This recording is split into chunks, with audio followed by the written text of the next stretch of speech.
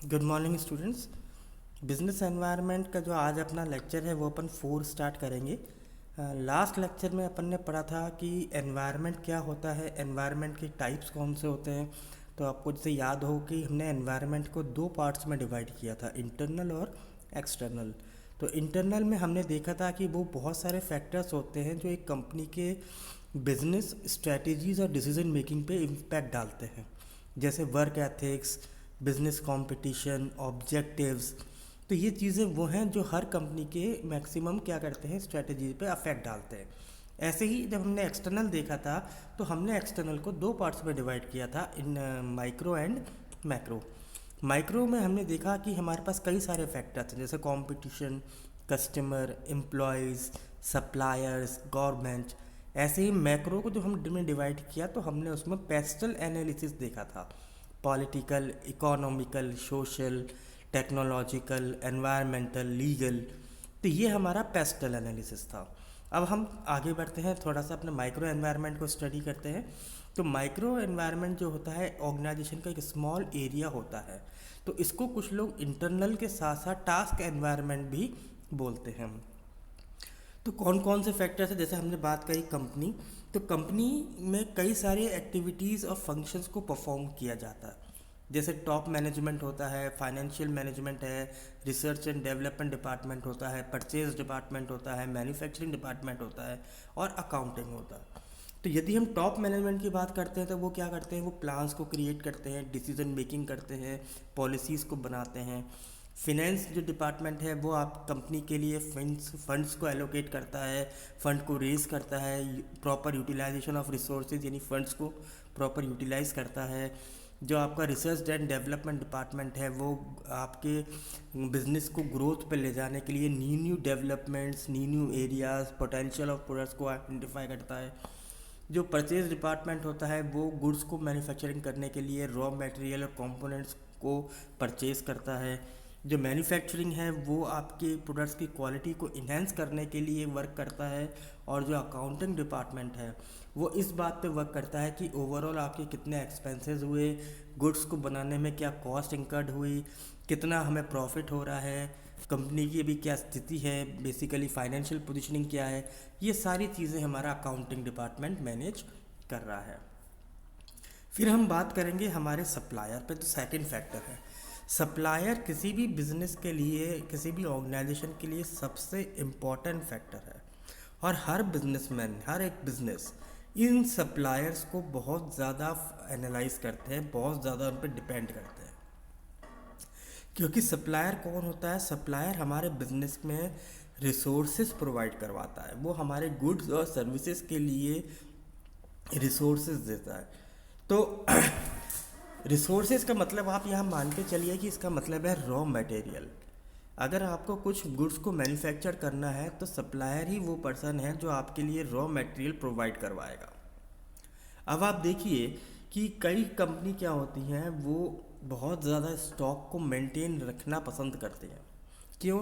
Because suppliers हमारा जो important vendor है, यदि वहाँ पे कोई प्रॉब्लम अराइज हो जाती है तो हमारा स्टॉक या फिर हमारे कंपनी का जो मैन्युफैक्चरिंग प्रोसेस है वो सफ़र नहीं करना चाहिए। कुछ कंपनीज तो अपने पास 3 to 4 मंथ्स का बैकअप यानी कि परचेज स्टॉक मटेरियल लेके चलती हैं।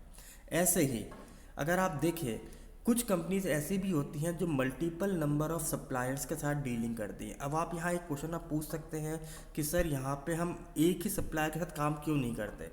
एक ही सप्लायर से हम काम इसलिए नहीं करते, मान लीजिए वहाँ पे कोई प्रॉब्लम अराइज हुई, जैसे वहाँ कोई स्ट्राइक हो गई, वहाँ कोई कैलेमिटी आ गई, या सप्लायर को कुछ प्रॉब्लम है, तो हमारे पास स्टॉक प्रॉपर टाइम पे नहीं पहुंच पाएगा, जिसकी वजह से हमारे बिजनेस के अंदर जो मैन्युफैक्चरिंग बनाने का जो ऑपरेशंस है वो बहुत ज़्यादा इफ़ेक्ट होगा, जिसकी वजह से कॉस्ट ऑफ द गुड्स जो है वो बढ़ जाएंगे।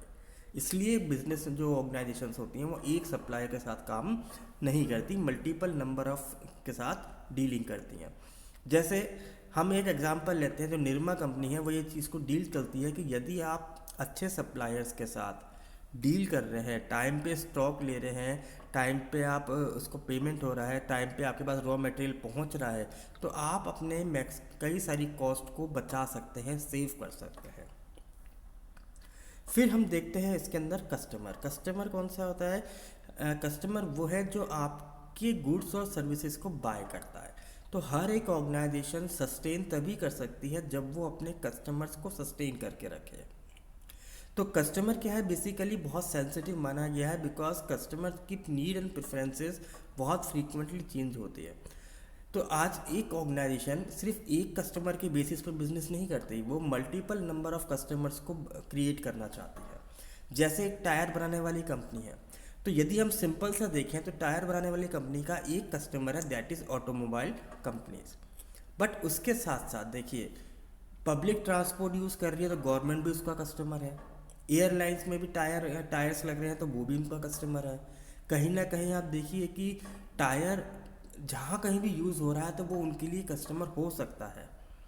तो एक सिंगल कस्टमर पर डिपेंड होकर बिजनेसेस आजकल रन नहीं किए जा रहे। देन हम देखते हैं बिजनेस मार्केट। जैसा हमने देखा कि कस्टमर को भी हमने कई पार्ट में डिवाइड कर दिया, business market, reseller market, government market, international market, consumer market. तो ये जो लोग कौन है, ये हमारे कस्टमर के पार्ट्स हैं। जैसे बिजनेस मार्केट कौन होता है? बिजनेस मार्केट कुछ पर्सन्स होते हैं, ग्रुप ऑफ पर्सन्स होते हैं जो कि एक ऑर्गेनाइजेशन से गुड्स एंड सर्विसेज बाय करते हैं और उसको वापस से रीसेल करते हैं for day to day operations. दूसरा आता है रीसेलर। रीसेलर क्या करते हैं? वो एक ऑर्गेनाइजेशन से गुड्स एंड सर्विसेज बाय करते हैं, अपना प्रॉफिट मार्जिन ऐड करते हैं, वापस से मार्केट में सेल आउट करते हैं, पर यहाँ पे वो कुछ मॉडिफिकेशन नहीं करते। तीसरा है गवर्नमेंट। गवर्नमेंट भी एक कस्टमर है। गवर्नमेंट भी क्या करती है? वो ऑर्गेनाइजेशन से गुड्स और बाय परचेज करती है और कुछ ऐसे पर्टिकुलर प्रोडक्ट होते हैं जिनको वो मार्केट में रीसेल कर देती है। ऐसे ही आता है हमारा कंज्यूमर मार्केट। कंज्यूमर मार्केट कौन सा होता है? जो कि हमें गुड्स और सर्विसेज परचेज करने के लिए एक प्लेटफॉर्म प्रोवाइड करवाता है। अब चाहे वो आपके पर्सनल यूज़ के लिए हो, जैसे आप देखिए आपके घर में आने वाले ड्यूरेबल प्रोडक्ट्स जो आप परचेज करते हैं, गुड्स और सर्विसेज, तो ये आपका पूरा कंज्यूमर मार्केट है जहाँ पे कंज्यूम करने के लिए हमारे पास बहुत सारे प्रोडक्ट्स अवेलेबल हैं। फिर आता है इंटरनेशनल मार्केट। अब एक ऑर्गेनाइजेशन ने नेशनल बाउंड्रीज तो कवर कर ली, पर इंटरनेशनल उसके लिए एरिया खुला है, तो वहाँ पे भी वो कई सारे कस्टमर्स को फाइंड आउट कर सकता है। तो हमने देखा कि ऐसे जो कस्टमर्स होते हैं आजकल organization multiple number of customers को फाइंड आउट करते हैं, उनको सस्टेन करते हैं ताकि वो अपने बिजनेस को सक्सेसफुल रन करा सके। फिर आता है आपका public. Any group that has an actual और पोटेंशियल इंटरेस्ट और इम्पैक्ट ऑन एन ऑर्गेनाइजेशन। तो पब्लिक हम किसको कहते हैं? वो लोग जिनका हमारी ऑर्गेनाइजेशन पे सीधा या कोई इंटरेस्ट होता है कि हमारा बिजनेस, हमारा ऑर्गेनाइजेशन जो है वो रन करता रहे। अब आप एक बहुत सिंपल सा एग्जांपल देखिए। एक ऑर्गेनाइजेशन किसी एक एरिया में अगर लगती है तो आप देखते हैं सडनली वहाँ के आसपास का एनवायरनमेंट चेंज होने लगता है। कई सारे छोटी छोटी दुकानें खुल जाती हैं फॉर अर्निंग।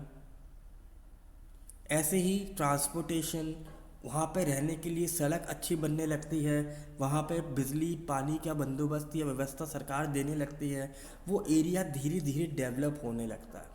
तो ऐसे एरिया जहाँ पे जब कोई ऑर्गेनाइजेशन एस्टेब्लिश्ड होती है तो वहाँ पे कई सारे ऐसे लोग होते हैं जो उस ऑर्गेनाइजेशन से इनडायरेक्टली और डायरेक्टली रिलेट करते हैं और वो चाहते हैं कि ये ऑर्गेनाइजेशन जो है रन करता रहे।